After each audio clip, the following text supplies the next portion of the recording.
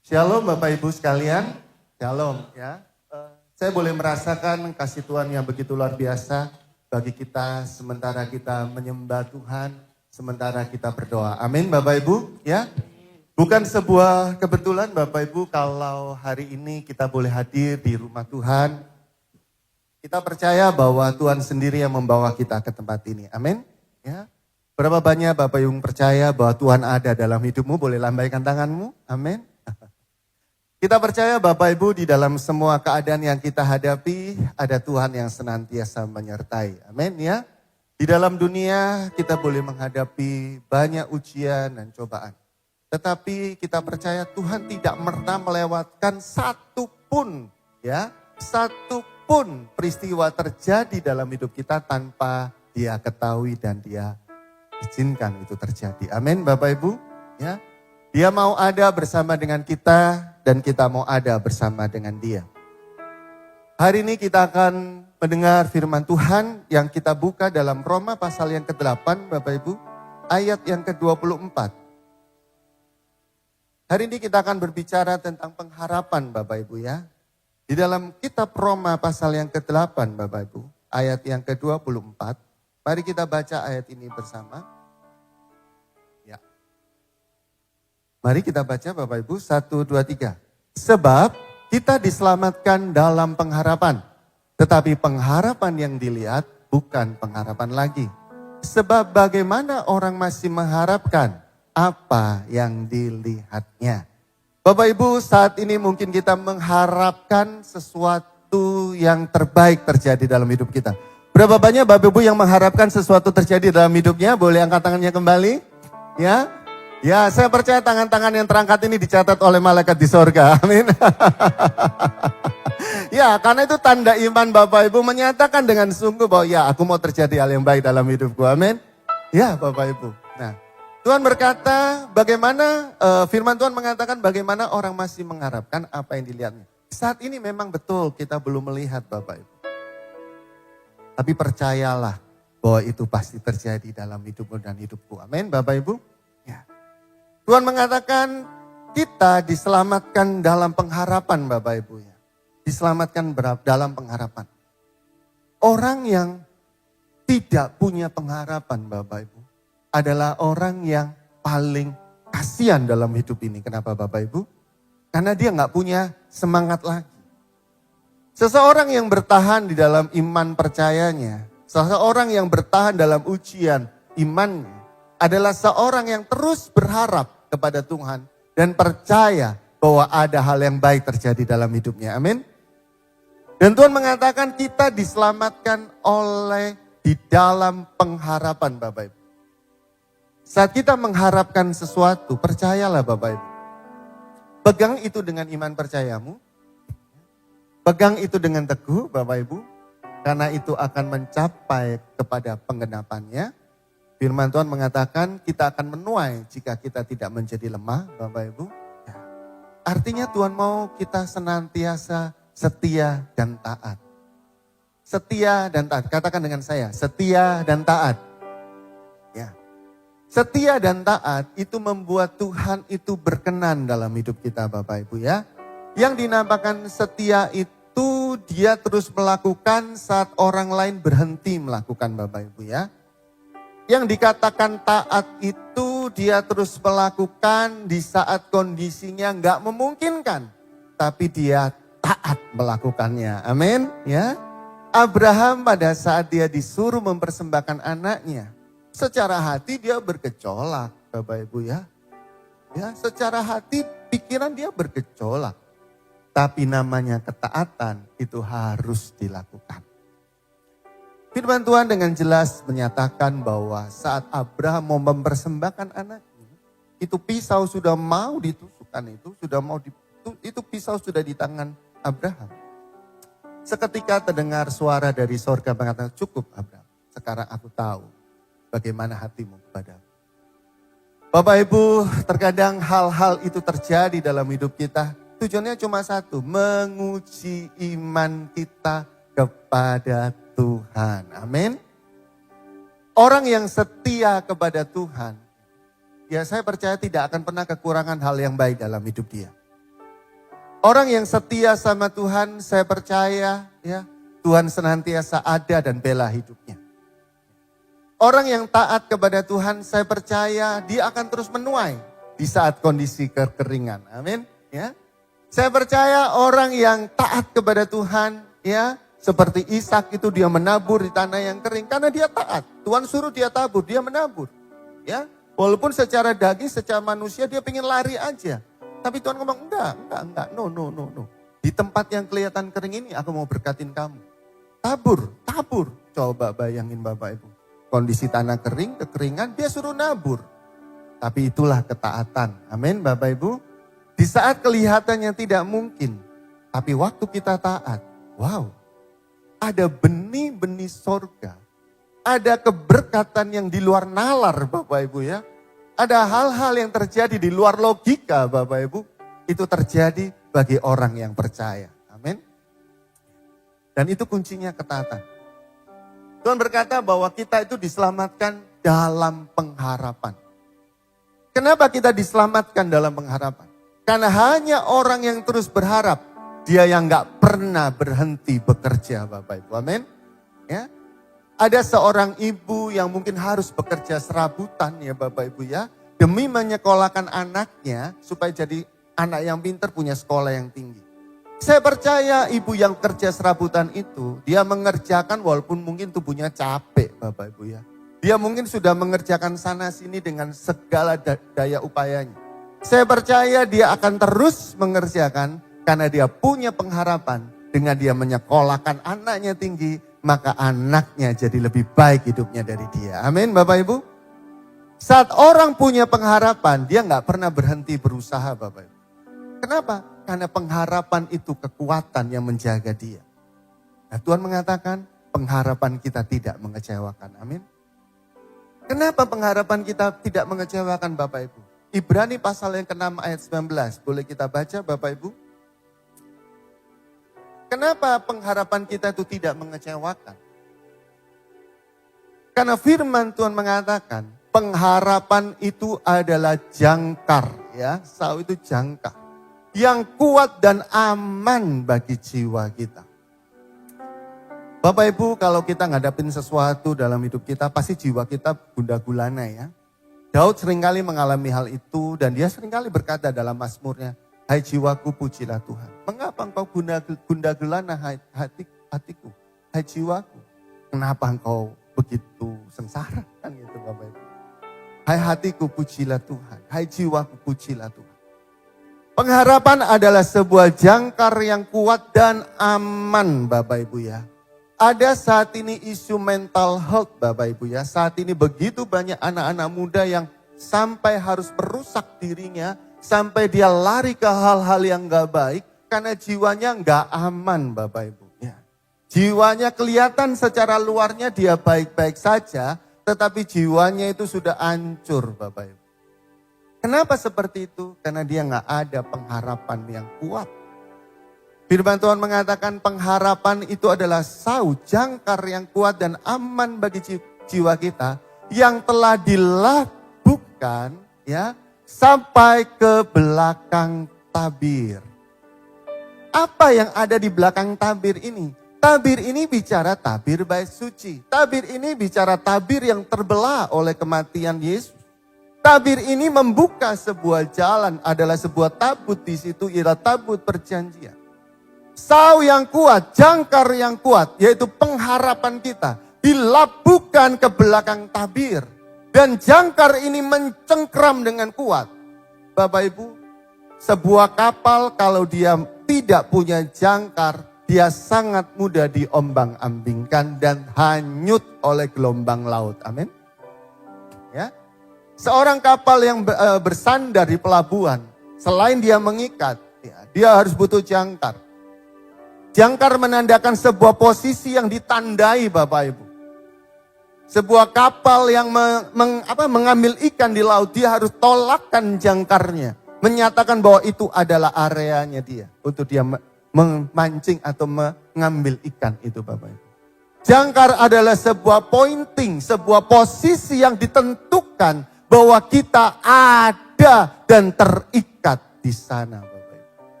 Dan jangkar kita, yaitu pengharapan kita. Tuhan katakan, firman Tuhan mengatakan, pengharapanmu adalah jangkar yang kuat yang berlabuh di belakang tabir. Siapa yang di belakang tabir? Itu adalah Yesus sendiri. Dia pegang jangkar. Dia pegang hidup kamu. Dia gak izinkan yang buruk terjadi dalam hidup. Berapa kali mungkin kita berpikir untuk menyudahi segala sesuatu. Sudah selesai. Tapi enggak. Dalam kondisi seperti itu, Tuhan ngomong. Tuhan gak lepaskan Bapak. Jangkar ini pengharapan kita adalah sau yang kuat bagi jiwa kita. Bapak Ibu, hari ini Tuhan ada di tengah-tengah kita. Amin. Bapak Ibu boleh merasakan Tuhan ada di tengah-tengah kita. Amin Bapak Ibu. Ya. Saya merasakan Tuhan itu dekat dengan kita semua dan hari ini Dia menilik hati kita semua Bapak Ibu. Dan Tuhan mengatakan, aku adalah jalan, kebenaran, dan hidup. Benar Bapak Ibu? Aku adalah jalan dan kebenaran dan kehidupan. Kalau Tuhan mengatakan Dia adalah jalan, berarti tidak ada jalan yang tertutup bagi Dia. Amin. Kalau Tuhan mengatakan aku adalah jalan, berarti enggak ada jalan yang mentok Bapak Ibu. Dia adalah jalan itu sendiri dan Dia buka jalan dalam hidup kita masing-masing Bapak Ibu. Asalkan kita percaya. Amin. Asalkan kita yakin bahwa Dia membuka jalan dalam hidup kita. Firman ada sebuah pujian mengatakan, Dia buka jalan ya, saat tiada jalan. Terus Dia bekerja di jalannya, tak terlihat oleh kita. Terus Dia menuntunku mendekat kepadanya. Dengan kasih dan kulusannya, Dia buka jalan. Dia buka jalan. Amin Bapak Ibu ya. Dengan caranya yang ajaib gak kelihatan sama kita Bapak Ibu. Ya. Tapi justru yang tidak terlihat itu, justru itulah kenyataan yang sesungguhnya yang sedang terjadi dalam hidup kita, yaitu Allah buka jalan kehidupan buat kita. Amin. We cannot see, kita tidak bisa melihat Bapak Ibu. Tapi itu terjadi Bapak Ibu. Saat kita datang beribadah kepada Tuhan. Wow, siapa sih yang menarik kita ke tempat ini Bapak Ibu? Ya. Saya percaya Bapak Ibu tidak mencari seseorang di tempat ini. Tapi Bapak Ibu mencari Tuhan yang ada di tempat ini. Yang memberkati engkau dan saya. Dan saya percaya orang yang mencari Tuhan. Tuhan katakan, carilah aku maka engkau akan hidup. Amin. Ya, carilah aku maka engkau akan hidup. Apa yang hidup? Semuanya Bapak Ibu. Pekerjaanmu dihidupkan. Anakmu diberkati. Pekerjaanmu dibukakan hal-hal yang baik. Tidak ada kemandulan, adanya kesuburan dan keberkatan Bapak Ibu. Saat Tuhan berkata, carilah aku maka kamu akan hidup. Maka everything is alive Bapak Ibu. Dalam hidup kita semuanya itu hidup, gak ada yang mati. Dan Dia berkata, pengharapanmu adalah jangkarmu yang kuat. Jangan kita pernah berhenti berharap. Karena saat kita berhenti berharap, maka jangkar itu kita ambil. Dan kalau jangkar itu kita ambil, kita seperti kapal di tengah lautan yang gak ada jangkarnya. Kita akan terombang kian dan kemari. Seperti murid-murid waktu itu. Yang sangat ketakutan, Yesus tidur di buritan. Dan Dia berkata, guru-guru tidak peduli engkau kami binasa. Orang mengatakan, wow, kenapa kamu kurang percaya? Bapak Ibu, kita percaya Tuhan ada dalam hidup kita. Amin. Ya. Pengharapan kita tidaklah mengecewakan Bapak Ibu. Pastikan jangkar iman kita, jangkar pengharapan kita berlabuh tepat di belakang tabir. Pengharapan kita bukan pada kekayaan kita. Pengharapan kita bukan dengan apa yang kita punyai saat ini, hal-hal materi. Tidak. Karena kekayaan, koneksi, orang kuat dalam hidup Anda mungkin ya. Orang-orang yang kita andalkan sejujur-jujurnya. Itu semua bisa berubah Bapak Ibu. Amin. Sejujur-jujurnya, siapapun manusia yang kita andalkan, dia mudah berubah dan bisa berubah. Hanya Tuhan Yesus yang dia tidak pernah berubah. Dahulu, sekarang, dan selama-lamanya. Amin. Dia gak pernah berubah Bapak Ibu. Dia tetap ada dalam hidup kita. Sebab itu saya mengajak Bapak Ibu sekalian untuk kita melekat kepada Tuhan. Biarlah hidup kita, iman kita menjadi seperti sebuah jangkar Bapak Ibu. Yang terus melekat kepada Tuhan.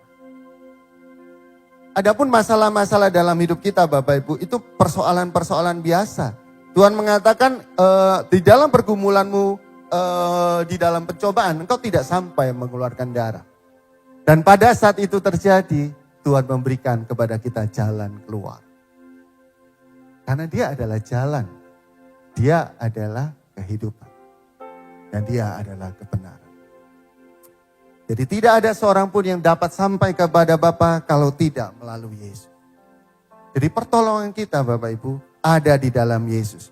Coba kita lihat di Roma pasal yang ke-12 Bapak Ibu. Karena itu apa yang dong harus kita lakukan Bapak Ibu. Roma pasal yang ke-12 ayat yang ke-12 Bapak Ibu. Firman Tuhan mengatakan demikian. Bersukacitalah di dalam pengharapan, sabarlah dalam kesesakan, kemudian dan bertekunlah dalam doa. Nah ternyata Tuhan katakan di dalam firman-Nya bahwa di saat kita di dalam pengharapan, jangan engkau bersusah hati. Ayatnya jelas mengatakan bersukacitalah dalam pengharapan. Kenapa kita harus bersukacita? Karena orang yang bersukacita Bapak Ibu, orang yang bersukacita itu senantiasa melihat cahaya di dalam kehidupan. Amin. Ya. Orang yang susah hati Bapak Ibu, sekalipun dia di jalan yang paling terang sekalipun, dia merasa sekelilingnya itu gelap. Tetapi orang yang bersukacita, sekalipun dia ada di lembah baka, kondisinya sulit, tapi Tuhan berjanji, ia berjalan di tempat yang bermata air. Dia berjalan di tempat yang terang. Dia punya harapan yang kuat dalam hidup dia Bapak Ibu. Dan Tuhan itulah pengharapan dan sandaran kita Bapak Ibu. Kalau kita berlabuh pengharapan kita kepada Tuhan, maka apa yang harus kita lakukan? Yaitu bersukacitalah di dalam pengharapan. Tuhan katakan bersukacitalah.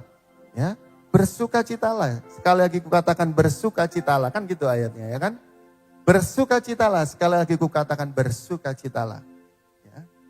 Ayat pujian tadi kan? Bicara apa? Terima sukacita surga.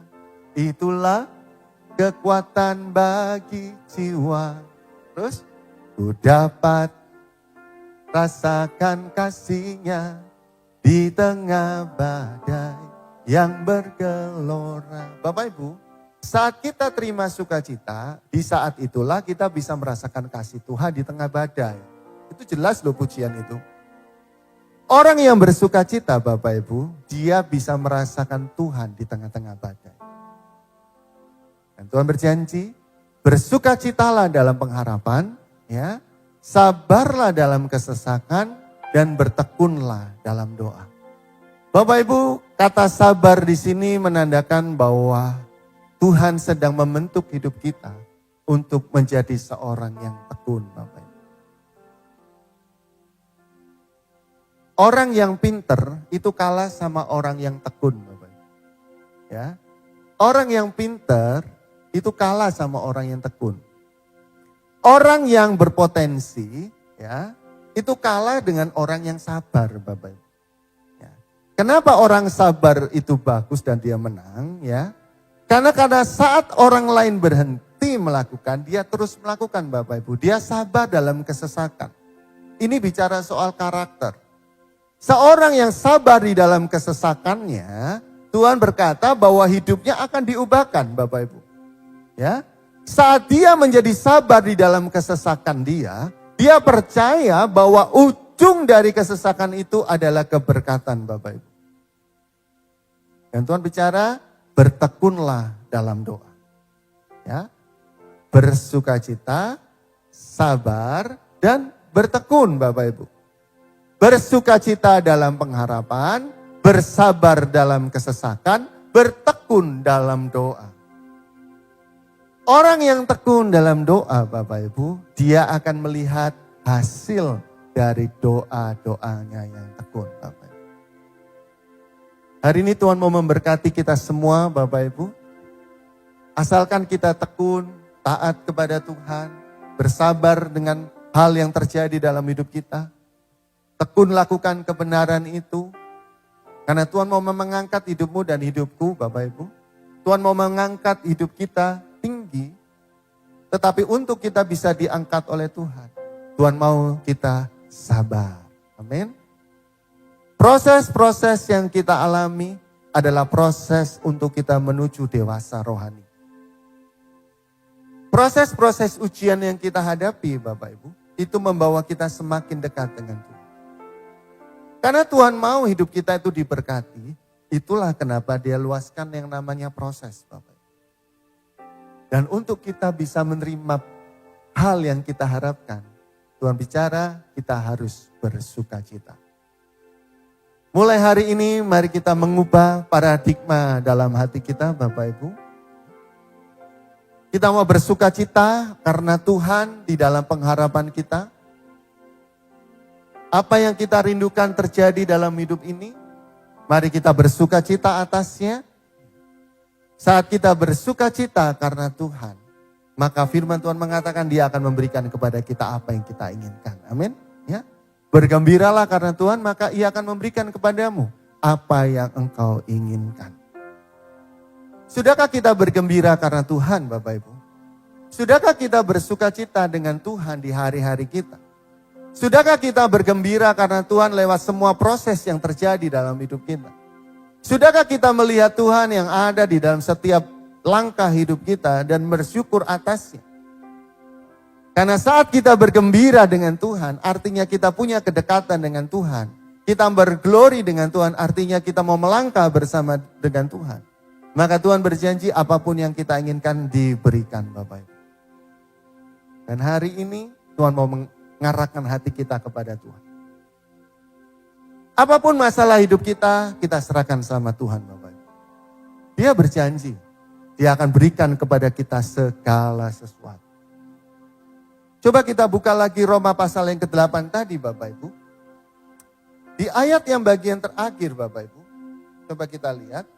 Roma pasal yang ke-8. Ya.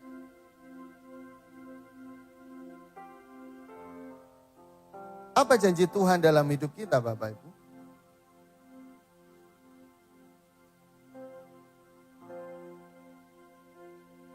Ayat 38 dan 39.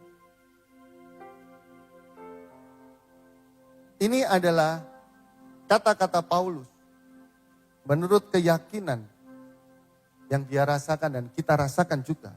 Kita baca ayat 38. Sebab aku yakin bahwa baik maut maupun hidup, baik malaikat-malaikat maupun pemerintah-pemerintah, baik yang ada sekarang maupun yang akan datang, atau kuasa-kuasa, baik yang di atas maupun yang di bawah, ataupun sesuatu makhluk lain, tidak akan dapat memisahkan kita dari kasih Allah yang ada dalam Kristus Yesus Tuhan kita.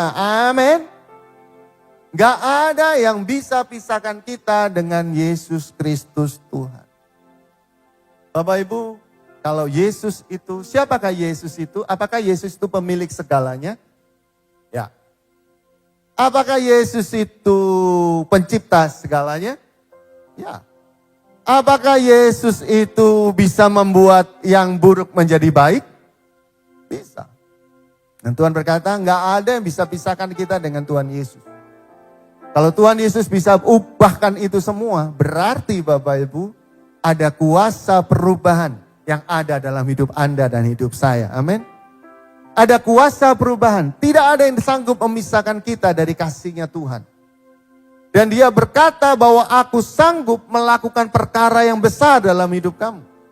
Asalkan engkau percaya. Saat kita percaya Bapak Ibu, kita percaya Tuhanlah yang akan memulihkan hidup kita. Dia berjanji loh, dia berjanji. Kalau ia sendiri yang tidak menyayangkan anaknya, mati buat kita, masakan dia tidak berikan semuanya untuk kita? Nah, kuncinya apa? Hati kita. Sudahkah hati kita itu terisi oleh dia? Sudahkah hati kita ini terarah kepada dia? Dari sisi Tuhan, sekali lagi, dari sisi Tuhan, tidak ada yang dapat pisahkan dia dari kita. Dari sisi Tuhan, Tuhan tidak pernah meninggalkan. Pertanyaannya, bagaimana dengan sisi kita? Sudahkah kita sungguh-sungguh melekat dengan dia? Sudahkah kita sungguh-sungguh berharap kepada dia, mengandalkan dia Bapak Ibu? Sudahkah kita sungguh-sungguh beribadah dengan dia, datang kepada dia, datang kepada Yesus, dan mengizinkan dia bekerja dalam hidup kita? Sudahkah kita izinkan dengan seluas-luasnya dia beracara dalam hidup kita Bapak Ibu? Hati kita mungkin banyak hal yang kita pikirkan. Tapi sudahkah kita membawa hal-hal yang kita pikirkan itu kepada Yesus? Sudahkah kita menyerahkan problem dalam hidup kita kepada Yesus? Dan Tuhan berkata, ia yang tidak menyayangkan dirinya, tetapi yang menyerahkannya bagi kita semua. Bagaimana mungkin ia tidak mengaruniakan segala sesuatu kepada kita bersama-sama dengan dia? Anda dan saya adalah orang-orang yang berbahagia. Kenapa? Karena Tuhan Yesus sendiri yang mengasihi kita Bapak Ibu. Anda dan saya adalah orang yang sangat paling beruntung di muka bumi ini. Kenapa? Karena Tuhan sendiri yang berinisiatif untuk menolong hidup kita. Mari hari ini Bapak Ibu, kita mau terus berharap kepada Tuhan. Apapun problem dalam hidup kita, apapun hal yang kita gulmuli, kita percaya Tuhan yang campur tangan dalam hidup kita. Ya, masa depan kita, pekerjaan kita, keluarga kita, anak-anak kita, orang tua kita, suami kita mungkin, ya, istri kita, pasangan kita. Mari kita mau bawa itu semua kepada Tuhan. Amin. Saya percaya ada hal-hal yang baik yang Tuhan mau kerjakan pada momen ini saat kita datang kepada Tuhan. Saya undang para tim PAW boleh maju ke depan. Hari ini kita mau menikmati Tuhan dalam hidup kita Bapak Ibu. Tuhan berjanji dalam hidup kita, dia mau mengerjakan kebaikan. Hari ini dia ada bersama dengan kita. Apapun yang menjadi pergumulan kita, dia mau tolong hidup kita. Itu yang pertama Bapak Ibu. Yang kedua adalah, sudahkah kita mempersembahkan hati kita untuk Tuhan?